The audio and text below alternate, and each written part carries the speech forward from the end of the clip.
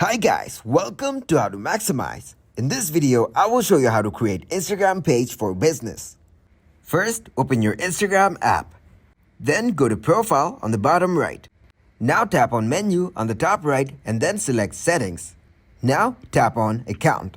Now scroll down and tap on Switch to Professional Account. Tap on Continue. Then tap on Continue again. Now choose your business type or your profession. After choosing, tap on Done. Then tap on OK. You can choose from these two options depending on your preferences. Then tap on Next.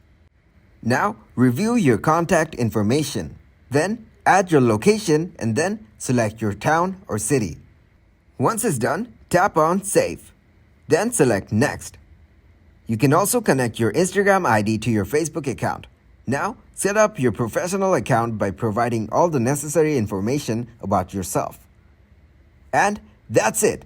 Thanks for watching and please leave a like, subscribe, and share.